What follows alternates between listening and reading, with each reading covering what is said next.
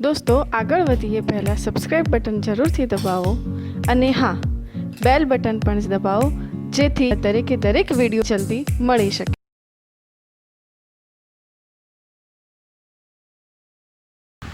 चलो जुओ मित्रों, हवे आपणे जोईए छे हाइड्रोजन परमाणु माटेनो रेखा वर्णपट अथवा हाइड्रोजननो परमाणवीय वर्णपट। आपणे मैं तमने पहला समजाव्युं के रेखा उत्सर्जन वर्णपट ए रेखीय वर्णपट अथवा परमाणवीय वर्णपट तरीके ओळखवामां आवे छे। रेखीय वर्णपट એટલા માટે કહીએ છીએ કે એમાં રંગની જુદા જુદા રંગની રેખાઓ હોય છે અથવા કોઈ પણ પરમાણુ માટેનો એ મેળવેલો વર્ણપટ છે એટલે આપણે એને પરમાણવીય વર્ણપટ તરીકે પણ ઓળખીએ છીએ। હવે હાઇડ્રોજન પરમાણુનો આ પ્રકારનો રેખીય વર્ણપટ કેવી રીતે મેળવાય છે?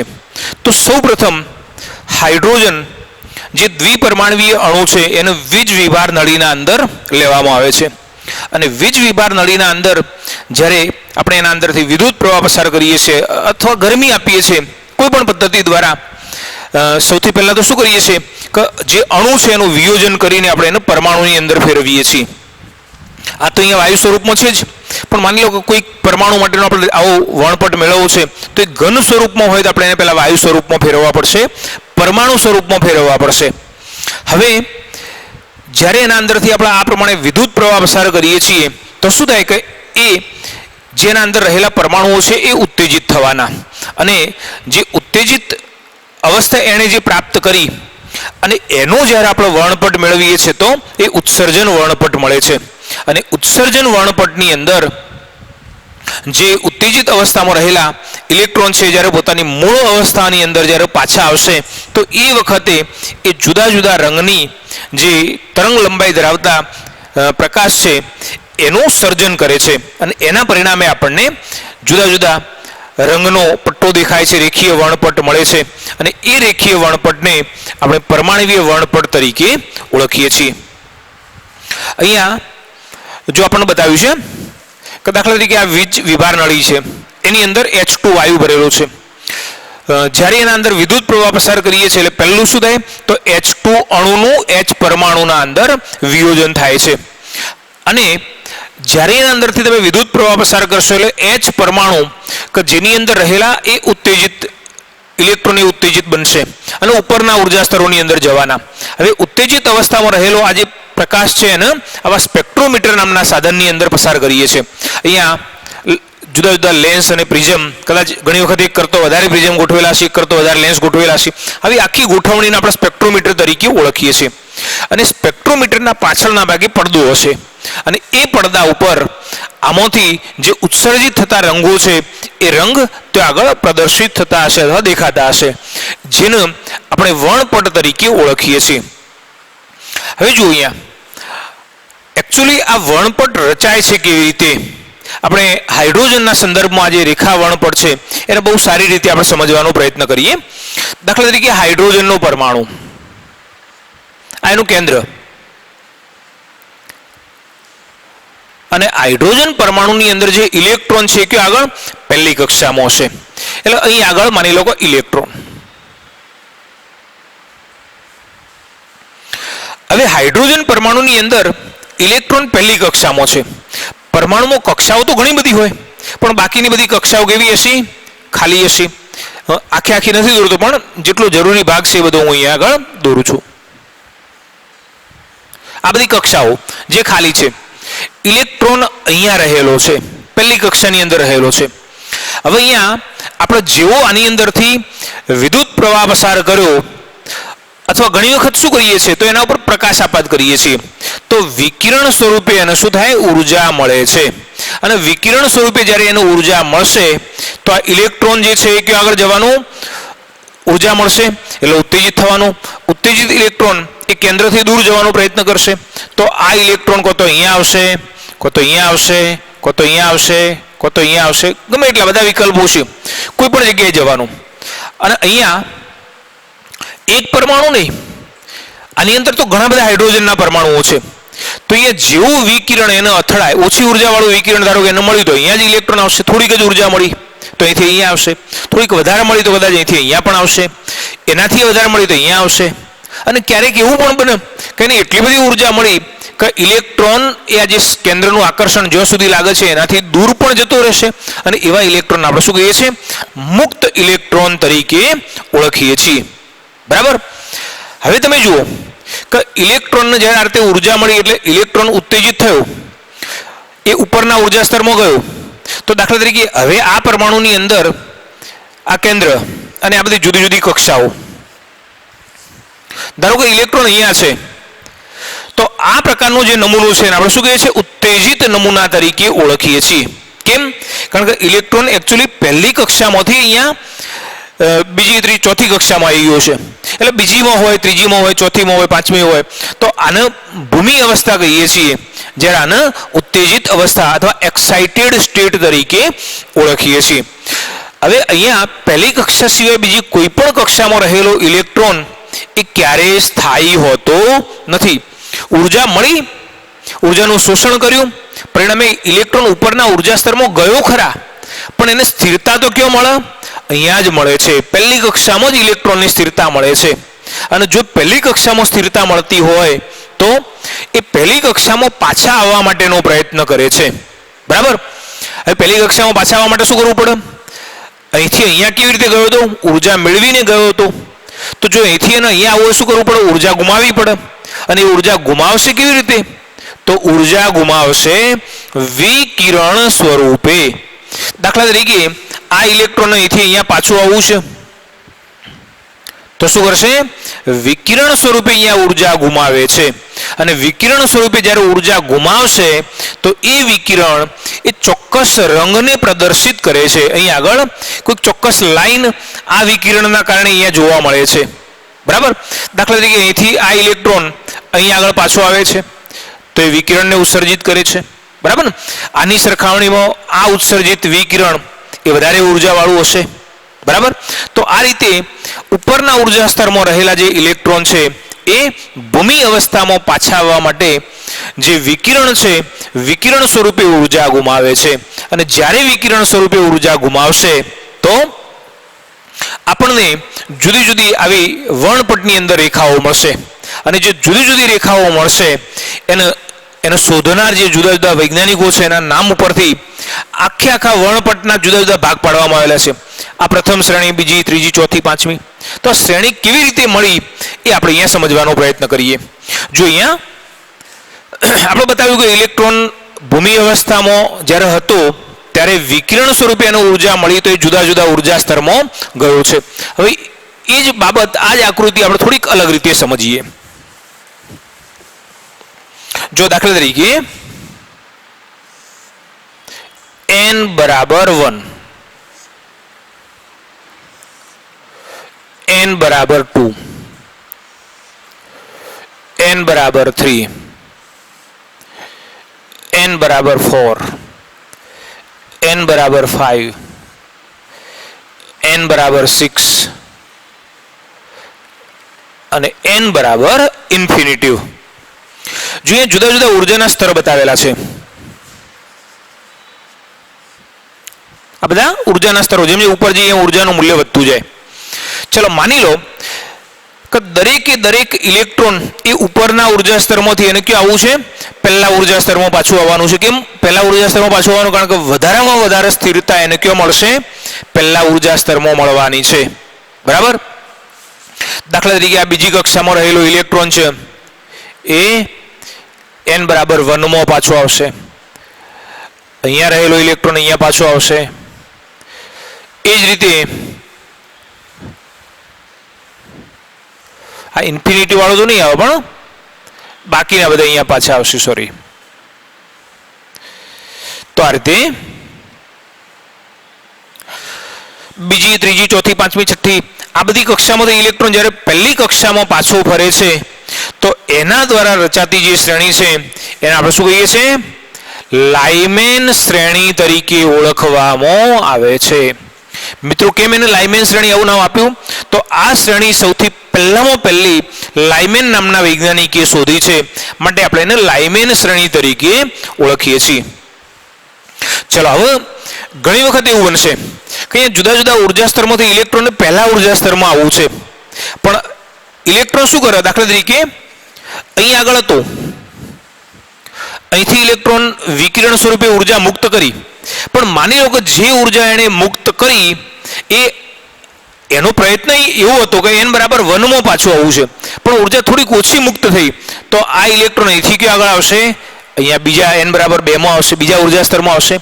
તો ઘણી વખત એવું બનશે કે એને આવવું છે પહેલામાં, પણ ઓછી ઉર્જા મુક્ત કરી તો એ ત્રીજામાંથી બીજામાં, ચોથામાંથી બીજામાં, પાંચમામાંથી બીજામાં, છઠ્ઠામાંથી બીજામાં, બધામાં બીજામાં પાછું આવે છે. તો આ જે શ્રેણી મળે એને શું કહેવાય, બામર શ્રેણી કહે છે. બામર નામના વૈજ્ઞાનિકે શોધેલી છે, એટલે આપણે એને બામર શ્રેણી તરીકે ઓળખીએ છીએ. એ જ રીતે દાખલા તરીકે ઉપરના ઉર્જા સ્તરમાંથી ઇલેક્ટ્રોન પહેલામાં આવવું છે, પણ ઓછી ઉર્જા મુક્ત કરી અને અહીંયા બીજાની જગ્યાએ દાખલા તરીકે અહીંયા ત્રીજામાં આવી ગયો, બરાબર ને, ચોથામાંથી ત્રીજામાં, પાંચમામાંથી ત્રીજામાં, છઠ્ઠામાંથી ત્રીજામાં, તો એને પાસવન શ્રેણી કહે છે. આ જુદા જુદા વૈજ્ઞાનિકોએ જે શ્રેણી શોધી એ વૈજ્ઞાનિકના નામ ઉપરથી શ્રેણીના નામ આપવામાં આવેલા છે. તો પેલી લાઇમેન, પછી બામર, પછી પાસવન, પછી બ્રેકેટ. આજે 4 નંબર ઉપર જો ઇલેક્ટ્રોન પાછો આવશે તો એને બ્રેકેટ શ્રેણી તરીકે ઓળખીએ છીએ, અને આને ફ્રુન્ડ શ્રેણી તરીકે ઓળખીએ છીએ. ફ્રુન્ડ શ્રેણી. જો મિત્રો, જ્યારે ઇલેક્ટ્રોનનું સંક્રમણ ઉપરના ઉર્જા સ્તરમાંથી પહેલા નંબરના ઉર્જા સ્તરની અંદર થાય છે, તો જે રેખાઓ આપણને મળે છે એ લાઇમેન શ્રેણીની રેખાઓ તરીકે ઓળખાય છે. આનો વર્ણપટની અંદર જે વિસ્તાર છે એ કયો, પારજાંબલી વિસ્તાર છે. અને આપણે જાણીએ છીએ કે પારજાંબલી પ્રકાશને જોઈ શકતા નથી, તો આપણને પ્રશ્ન એ થાય તો પછી આ લાઇમેનને તો એવી કેવી ઓખો હશે તો એણે આ પારજાંબલી પ્રકાશની રેખાઓને જોઈ હશે. એણે એની આંખેથી નહીં પણ પારજાંબલી પ્રકાશને જોઈ શકે એવા જે યુવી છે, અલ્ટ્રાવાયોલેટ જે વિઝિબલ કરી શકે એવા સાધન વડે એણે આ રેખાઓને જોયેલી છે. તો આ જે પહેલી શ્રેણી છે કયા વિસ્તારની અંદર આવશે, પારજાંબલી વિસ્તારની અંદર આવે છે. આ જે બામર શ્રેણીની રેખાઓ છે એ કઈ, દ્રશ્યમાન વિસ્તારની અંદર આવે છે. મતલબ કે આખી શ્રેણીમાં બધી રેખાઓ છે, પણ એમાંથી કેટલો ભાગ જ આપણને દેખાશે, કયો, બામર શ્રેણી વાળો પટ્ટો જ દેખાશે, બાકીનો જે ભાગ છે એ આપણને દેખાતો નથી. ચલો, એના ઉપર આ ત્રણે જે શ્રેણી છે કઈ, પારરક્ત વિસ્તારની શ્રેણી છે. આપણે જે વર્ણપટ સ્પેક્ટ્રાની જે વાત કરી એના અંદર આપણે બતાવ્યું હતું કે જે દ્રશ્યમાન છે એના બરાબર એક બાજુએ પારરક્ત અને બીજી બાજુએ પારજાંબલી પ્રકાશ હતો. તો અહીં આગળ પણ આ જે જુદી જુદી તરંગ લંબાઈ વાળો જે પ્રકાશ મળ્યો એમાં આ n બરાબર 1 માં જ્યારે સંક્રમણ થાય ત્યારે પારજાંબલી, આ n બરાબર 3, 4 અને 5 ની અંદર સંક્રમણ થાય ત્યારે પારરક્ત, અને n બરાબર 2 માં સંક્રમણ થાય ત્યારે દ્રશ્યમાન વિસ્તારની અંદર રેખાઓ મળે છે. બરાબર ને. હવે જુઓ મિત્રો, ઘણી વખત પ્રશ્ન પૂછે, કેવા પ્રશ્નો પૂછાતા હોય છે આપણને, આમાંથી અઢળક પ્રશ્નો પૂછાશે કે દાખલા તરીકે n બરાબર 2 માંથી n બરાબર 1 માં સંક્રમણ થાય હાઇડ્રોજન પરમાણુ માટે, ત્યારે ખાલી જગ્યા શ્રેણીની રેખા મળે છે. બરાબર ને.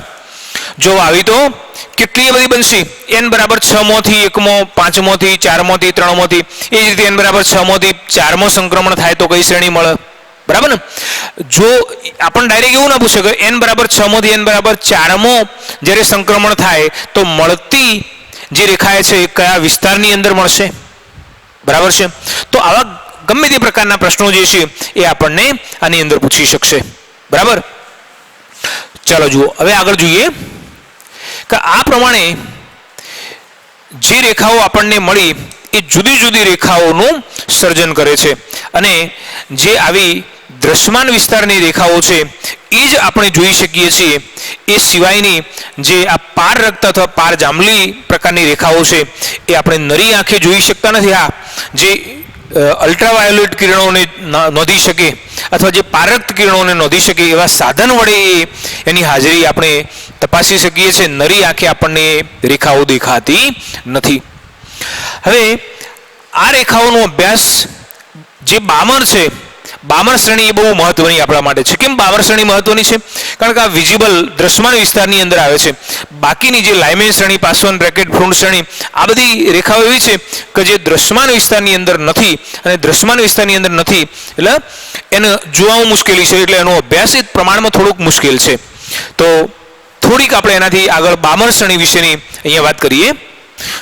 બામર નામના વૈજ્ઞાનિકે દર્શાવ્યું કે જે બામર શ્રેણીની અંદર મળતી જે રેખાઓ છે એને તરંગ સંખ્યા અર્થાત ન્યુ બાર તરીકે જો દર્શાવવામાં આવે તો એવી રેખાઓના જે તરંગ સંખ્યા છે એના આ સૂત્ર વડે દર્શાવવામાં આવે છે.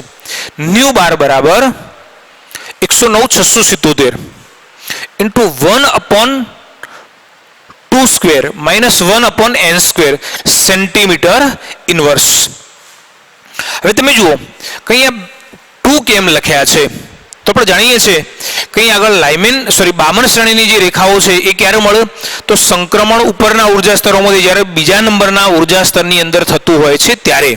તો અહીં આગળ n બરાબર કેટલા? 2 છે, સ્પેસિફિક 2 જ છે, એટલે અહીં આગળ n નું મૂલ્ય 2 લખી દીધું. તો પછી આ n કયા? જો n પૂર્ણાંક સંખ્યા છે અને n નું મૂલ્ય એ કો તો 3 અથવા 3 કરતો મતલબ 3 અને 3 થી વધુ છે. તમને બતાવ્યું કે બામર શ્રેણીની રેખાઓ ક્યારે મળે છે? n બરાબર 2. આપણે બામર શ્રેણી માટે આવું બતાવ્યું હતું. n બરાબર 3, n બરાબર 4, n બરાબર 5. અહીં આગળ આ બધા જુદા જુદા ઉર્જા સ્તરોમાંથી જ્યારે સંક્રમણ ત્રીજામાંથી બીજામાં, ચોથામાંથી બીજામાં, પાંચમામાંથી બીજામાં, છઠ્ઠામાંથી બીજામાં, તો આ રીતે જ્યારે થાય ત્યારે આપણને બામર શ્રેણીની રેખાઓ મળે છે. તો અહીંયા આ n નું મૂલ્ય કેટલું? તો 3 પણ હશે, 4 પણ હશે, 5 પણ હશે, બરાબર ને?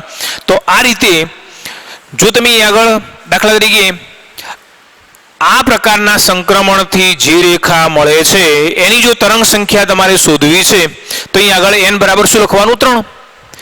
જો કદાચ આ રેખા માટે તમારે તરંગ સંખ્યા શોધવી છે તો એના માટે શું લખવાનું? n બરાબર 4. એ જ રીતે n બરાબર 5, બરાબર? તો આ રીતે બામર શ્રેણીના અનુરૂપ જુદી જુદી ઉદ્ભવતી રેખાઓ માટે જે તરંગ સંખ્યા છે એનું મૂલ્ય મેળવી શકાય છે, અને એ મૂલ્ય આ સૂત્ર દ્વારા દર્શાવવામાં આવે છે. ચાલો જુઓ મિત્રો, બામર નામના વૈજ્ઞાનિકે દર્શાવ્યું કે જે બામર શ્રેણીની અંદર મળતી જે રેખાઓ છે એને તરંગ સંખ્યા અર્થાત ન્યુ બાર તરીકે જો દર્શાવવામાં આવે તો એવી રેખાઓના જે તરંગ સંખ્યા છે એના આ સૂત્ર વડે દર્શાવવામાં આવે છે. ન્યુ બાર બરાબર 109,677 into 1/2 square minus 1/n square centimetre inverse. હવે તમે જુઓ કે અહીંયા 2 કેમ લખ્યા છે? તો આપણે જાણીએ છીએ કે અહીં આગળ બામર શ્રેણીની જે રેખાઓ છે એ ક્યારે મળે? તો સંક્રમણ ઉપરના ઉર્જા સ્તરોમાંથી જ્યારે બીજા નંબરના ઉર્જા સ્તરની અંદર થતું હોય છે ત્યારે. તો અહીં આગળ n બરાબર કેટલા? 2 છે, સ્પેસિફિક 2 જ છે, એટલે અહીં આગળ n નું મૂલ્ય 2 લખી દીધું. તો પછી આ n કયા? જો n પૂર્ણાંક સંખ્યા છે અને n નું મૂલ્ય એ કો તો 3 અથવા 3 કરતો મતલબ 3 અને 3 થી વધુ છે. તમને બતાવ્યું કે બામર શ્રેણીની રેખાઓ ક્યારે મળે છે? n બરાબર 2. આપણે બામર શ્રેણી માટે આવું બતાવ્યું હતું. n બરાબર 3, n બરાબર 4, n બરાબર 5. અહીં આગળ આ બધા જુદા જુદા ઉર્જા સ્તરોમાંથી જ્યારે સંક્રમણ ત્રીજામાંથી બીજામાં, ચોથામાંથી બીજામાં, પાંચમામાંથી બીજામાં, છઠ્ઠામાંથી બીજામાં, તો આ રીતે જ્યારે થાય ત્યારે આપણને બામર શ્રેણીની રેખાઓ મળે છે. તો અહીંયા આ n નું મૂલ્ય કેટલું? તો 3 પણ હશે, 4 પણ હશે, 5 પણ હશે, બરાબર ને? તો આ રીતે જો તમે અહીં આગળ દાખલા તરીકે આ પ્રકારના સંક્રમણથી જે રેખા મળે છે એની જો તરંગ સંખ્યા તમારે શોધવી છે તો અહીં આગળ n બરાબર શું લખવાનું? 3. જો કદાચ આ રેખા માટે તમારે તરંગ સંખ્યા શોધવી છે તો એના માટે શું લખવાનું? n બરાબર 4. એ જ રીતે n બરાબર 5, બરાબર? તો આ રીતે બામર શ્રેણીના અનુરૂપ જુદી જુદી ઉદ્ભવતી રેખાઓ માટે જે તરંગ સંખ્યા છે એનું મૂલ્ય મેળવી શકાય છે, અને એ મૂલ્ય આ સૂત્ર દ્વારા દર્શાવવામાં આવે છે. જો મિત્રો, અહીંયા આ સ્પેસિફિક બામર શ્રેણી રેખા માટેની જે તરંગ સંખ્યા છે નક્કી કરવા માટેનું સૂત્ર તારવ્યું છે.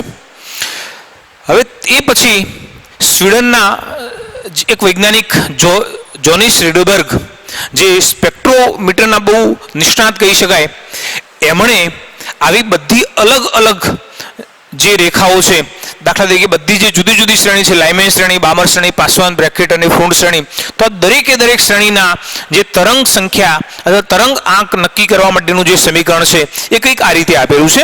સેમ આના જેવું જ છે, માત્ર થોડોક જ ફરક છે. મ્યુ બાર બરાબર 109,677 1/n1² minus 1/n2² centimetre inverse. જો અહીંયા સેમ આના જેવું જ છે, પણ અહીંયા ફરક શું છે? અહીંયા આગળ 2 લખેલા હતા, એની જગ્યાએ n1 લખ્યા છે, અને અહીંયા આગળ n2 બરાબર, મતલબ અહીંયા આગળ જે n લખ્યા હતા એની જગ્યાએ n2 લખેલા છે. હવે તમે જુઓ કે અહીંયા n1 બરાબર શું લેવાનું? તો જો n1 બરાબર 1 2 3 4 5 આ રીતે લેશું. હવે તમે જુઓ કે જો n બરાબર 1 લઈએ છીએ, જો અહીંયા n બરાબર 2 લઈએ છીએ તો કઈ શ્રેણી મળી? બામર શ્રેણી મળી. તો એ જ રીતે જો n બરાબર 1 લઈએ છીએ તો કઈ શ્રેણી કહેવાશે? એ લાઇમેન શ્રેણી કહેવાય. અહીં n1 ના મૂલ્યો અનુક્રમે 1 2 3 4 અને 5 મૂલ્યો 1 2 3 4 અને 5 અનુક્રમે લાઇમેન, બામર, પાસવન, બ્રેકેટ અને ફ્રુન્ટ શ્રેણી સૂચવે છે. હવે અહીંયા n2 બરાબર શું હશે? તો n2 નું મૂલ્ય કોઈ ફિક્સ નહીં હોય. જેમ આપણે અહીંયા બતાવ્યું કે n બરાબર શું? તો n બરાબર 3 પણ હશે, 4 પણ હશે, 5 પણ હશે. તો અહીં આગળ n2 બરાબર શું હશે? તો n2 બરાબર n1 plus 1, n1 plus 2, n1 plus 3, n1 plus 4 આ રીતે હશે. દાખલા તરીકે તમે જો n1 બરાબર 1 લીધા તો અહીંયા શું આવે? તમે પહેલું મૂલ્ય અહીંયા જો 1 લો છો તો અહીંયા આગળ શું આવશે? 2 પણ આવશે, 3 પણ આવશે, 4 પણ આવશે. આ મૂલ્ય એ અનુક્રમે 2 3 4 5 આ રીતે આવશે, બરાબર. અને જો માની લો કે તમે n1 બરાબર 2 લીધા છે તો આ મૂલ્ય કયું આવશે? 2 + 1 એટલે 3 4 5 એ રીતે આપણે અગાઉ બતાવ્યું હતું એમ. જો કદાચ n1 બરાબર 3 લો છો તો અહીંયા 4 5 6 એ રીતે આવશે. તો આ રીતે આ n1 અને n2 ની જે કિંમતો છે એ મૂકીને આપણે તરંગ આંક અથવા તરંગ સંખ્યા મેળવી શકીએ છીએ. મેં કહ્યું એમ કે આ બધા જ જે વર્ણપટની જે રેખાઓ છે એ પૈકી માત્ર ને માત્ર બામર શ્રેણી એ દ્રશ્યમાન વિસ્તારની અંદર આવે છે, જ્યારે બાકીની જે રેખાઓ છે એ લાઇમેન એ પારજાંબલી અને લાઇમેન પછી બામર એ દ્રશ્યમાનમાં, જ્યારે પાસવન, બ્રેકેટ અને ફ્રુન્ટ શ્રેણી એ પારરક્ત વિસ્તારની અંદર જોવા મળે છે. એની ઉર્જાના મૂલ્યો કેટલા હોય, ઉર્જાના મૂલ્યો વચ્ચેનો તફાવત કેટલો હશે, આ બધી ચર્ચા આપણે જે તે સમયે કરીશું. આપણે જ્યારે અહીંયા મેં એક ફિગર આકૃતિ દોરી તો એના અંદર બતાવ્યું હતું કે n1 અને n2 વચ્ચેની ગેપ થોડીક વધારે બતાવી હતી, n2 અને n3 વચ્ચેની ગેપ એના કરતાં થોડીક ઓછી, પછી ગેપ બહુ ઓછી બતાવી હતી. તો એનું કારણ શું કે ઇલેક્ટ્રોનને પહેલામાંથી બીજા ઉર્જા સ્તરમાં જવા માટે જે શક્તિ છે એ ઘણી બધી વધારે છે. કદાચ બીજામાંથી ઇન્ફિનિટી ઉર્જા સ્તરમાં ઇલેક્ટ્રોન જાય તો એના માટે જેટલી ઉર્જા છે એટલી જ ઉર્જા એ પહેલામાંથી બીજા ઉર્જા સ્તરમાં જવા માટે છે. માટે આપણે જે ગેપ હતી એમાં પહેલાથી બીજા માટે વધારે અને બાકીનામાં ક્રમશઃ ઓછી બતાવી હતી. બાકીની જે ચર્ચાઓ છે એ જેમ જેમ આપણે ચાલશે એમ તમને સમજાવતા જઈશું.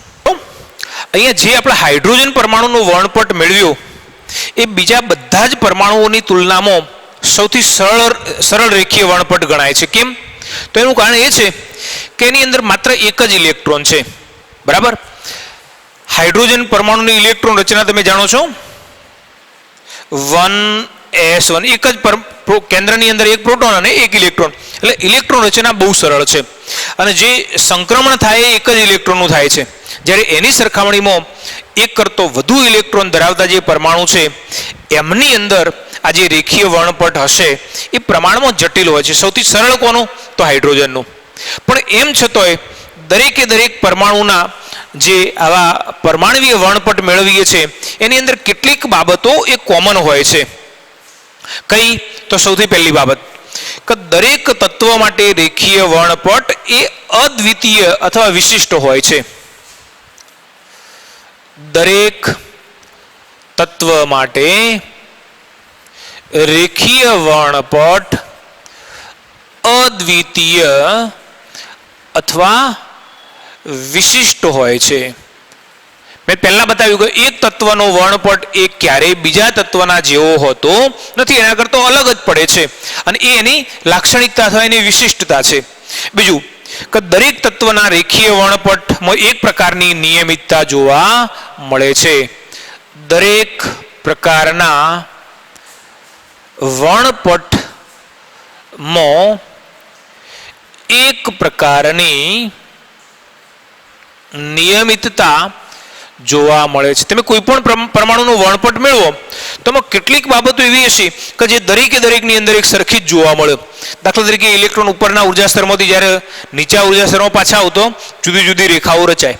તો આવી જે લાક્ષણિકતા છે આમાં એકલામાં નહીં, હાઇડ્રોજનમાં નહીં, દરેકે દરેકની અંદર જોવા મળે છે. અને એટલે આપણે કહીએ છીએ કે દરેક પ્રકારના વર્ણપટમાં એક ચોક્કસ પ્રકારની જે નિયમિતતા છે એ જોવા મળે છે.